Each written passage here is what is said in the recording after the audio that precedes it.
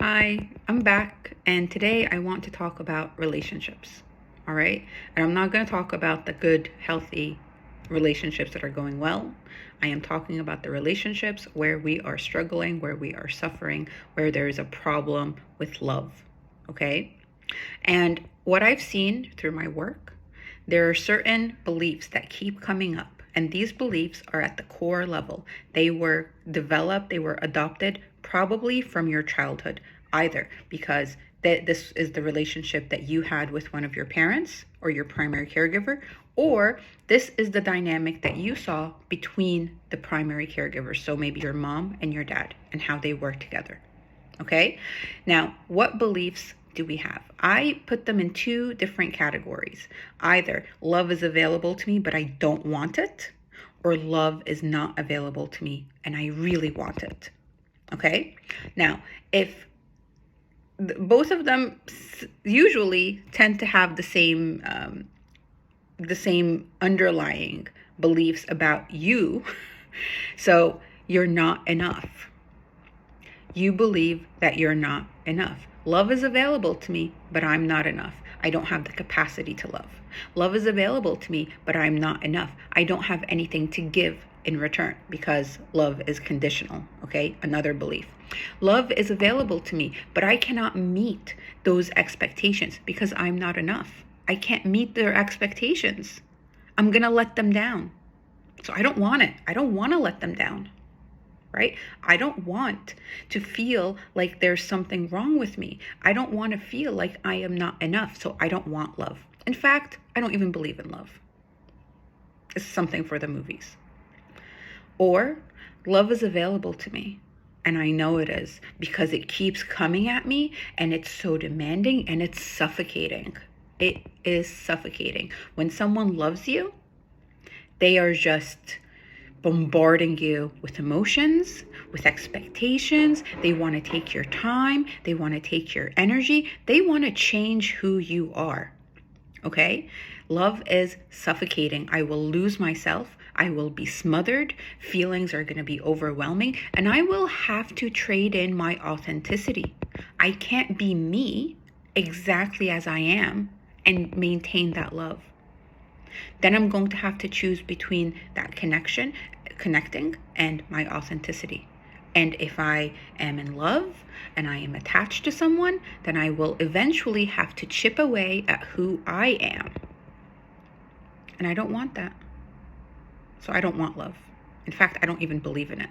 It doesn't really exist. It's not real. Or love is available to me. Unfortunately, I have always been in love, in a loving relationship. But love is unsafe. Love hurts. Love is abusive. When someone loves you, they want to do anything to you, and you have to forgive them because you love them. If you didn't forgive them, then that means you didn't love them, right? Because if you love someone, you forgive them. If you love someone, that relationship has to be unconditional. They can cheat on you, they can curse you, they can criticize you, they can control you, they can take whatever it is, they can hurt you, they can beat you, but you know they love you, right? They do. You know I love you. You know I didn't mean it. I did this out of love, right? So if that was your experience as a child, then love is unsafe. And you know what? You don't want it. You want nothing to do with it because it's not safe for you. So it makes sense, right? So, like I said, love is available. I grew up with this idea of love and it's available, but I don't want it because either it's unsafe or it's going to be suffocating and I have to lose myself in the process, or it's so demanding and it's so conditional with high expectations that I have to perform for it. And if I don't, then I feel like crap. I am not enough. I am not enough. Okay? So this is the first category. Now, the second category are the other people who grew up and they believe in love. They want to love. Okay, they yearn for it. But for some reason, it never works out. So they are now starting to believe love is not available to me. Okay, it's not available to me. It might be available to everyone else. I do believe that love exists. I want to believe that exists, but it's not available to me. Why? Because I am not lovable. That's the conclusion. That's the conclusion that this child came up with. Okay, because maybe they saw that their parent was loving on their siblings, or their parent was loving on other children. Okay, maybe they saw that love existed and maybe their parents were talking about love or loving each other, but then that love didn't come to them. They couldn't receive it. Their needs were neglected. They were abandoned. Lots of things. And what they've decided as a child, what they've decided is, oops, I'm not lovable. There's something wrong with me. I'm not lovable, probably because I am not enough. Okay, there was something bad in my core that repels my parents, that repels people away. And this continues into your adulthood. So all of these things will continue when you're an adult, okay? Because whatever belief that you have as a child, likely it's still playing in the background. You're attracting people to play those same roles, to have that same dynamic, so that you confirm and reconfirm those conclusions.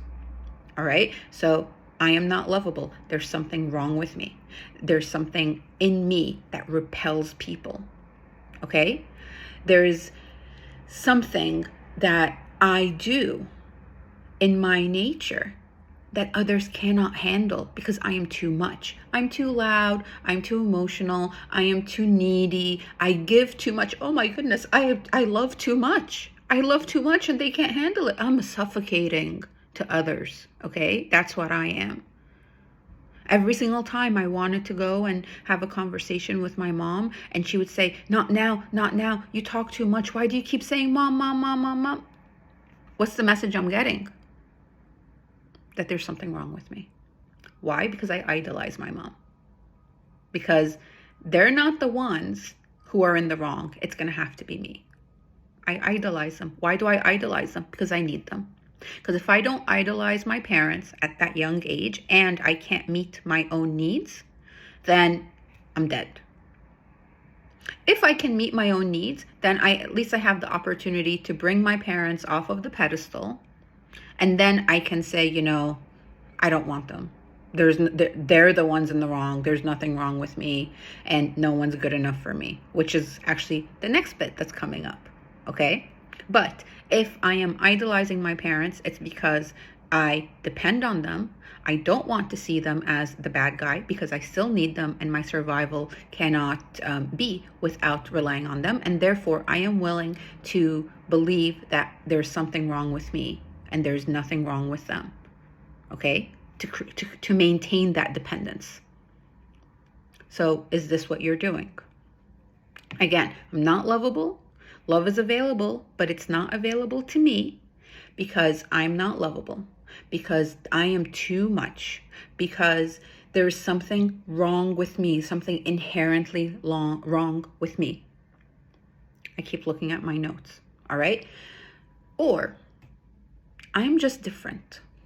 I can't relate. I don't belong. I didn't feel that I belonged in my family. So I am different. And I have rationalized as a child that the reason why my parents are unable to love me through the actions that I would interpret as love, so they're not meeting my needs, they're not connecting with me emotionally, I'm not feeling their presence, they're all of that, is apparently there's something, I'm just too different. So there's nothing wrong with me, I am not less than, but maybe I'm too special. They can't understand me. No one can understand me. Okay, so this one, the other one, you have like a wounded ego. You're thinking lower of yourself. This one, you're starting to think highly of yourself. I am different. I'm unique. I am special. But no one is ever going to be able to meet my needs. No one's going to be good enough for me.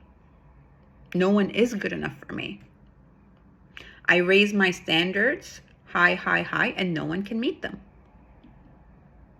They can't. And guess what? If I have this kind of belief, I will always raise my standards higher and higher. And I will require that someone meet those high standards 100% of the time. If they only meet them 99% of the time, then, they're not reliable. They're going to let me down. And I have another belief. People always let me down. They always let me down. Love is not available to me because people will always let me down. They are not reliable. They cannot meet my standards. They can't understand me. I'm just too complicated. My experiences, they can't understand my experiences. They can't understand my traumas. I can't connect. I can't connect with them. Why? Because I'm so different. This is a belief that you had from childhood. It protected you. It hurt too much. So for you, it hurt too much to believe that there was something wrong with you. And most likely, if you are believing this, then your parents could not meet your needs. So you had decided, all right, I can't depend on these people anymore. I need to start depending on myself.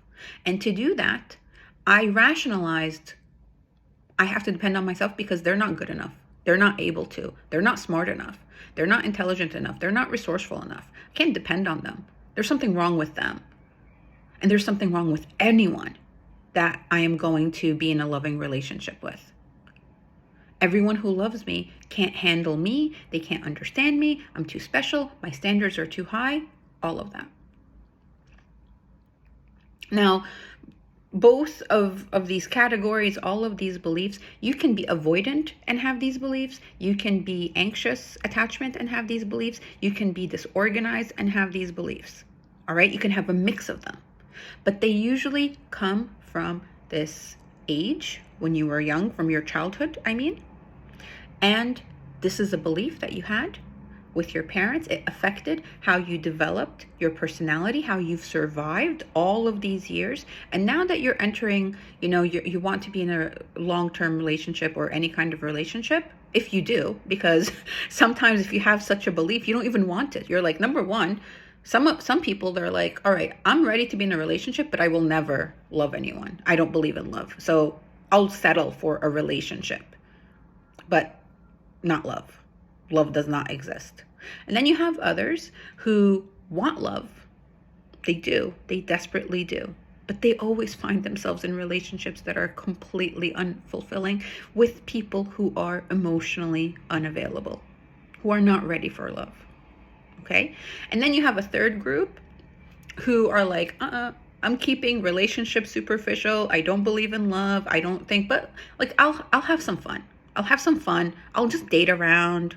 I'll, just touch and go with relationships. I don't really care about relationships that much. Also, it's a headache. Also, they're going to be demanding. Also, I'm going to have to do everything for them because I can't rely on them. Also, and then, so you have that person. So,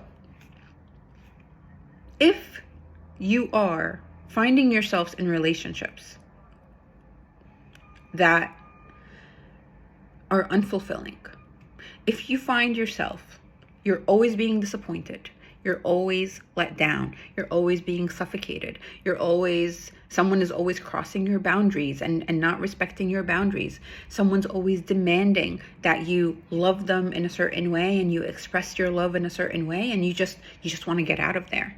If you're finding yourself in that situation, or you're finding that you love someone and you're like chasing them. Like, you're the one who's always texting, you're the one who's always calling, you're the one who's always asking, please, let's do things together. And they're just like, no, get a life.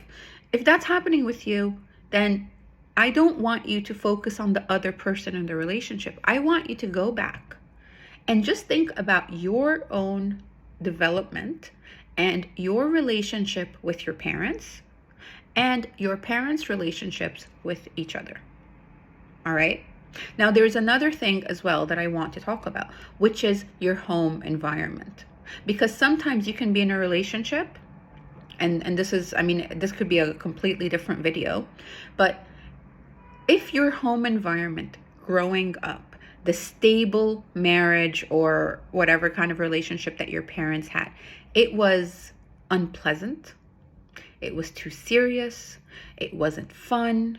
There was too many rules and control. In general, I'm talking about the environment in general. Guess what happens when you are in a long-term relationship, even with the love of your life? So you can fall in love with someone. You can choose this person. You get engaged. You move in together. You're the day that you are committed 100%, that this becomes a stable long-term relationship, you check out. You check out. Why is that? And unfortunately, which happens a lot, is that you check out and you start looking elsewhere. Why is that? Because if in your childhood, in your family home, it was too serious, it was too controlling, too many rules, it wasn't pleasant, it wasn't fun, there was no joy, there was whatever discomfort was there, you didn't really feel the emotional connection, whatever, you will start to see that person, that partner of yours that you're now long-term committed to, as a representation of that environment when you were young. They will become like that parent that you just had to put up with living in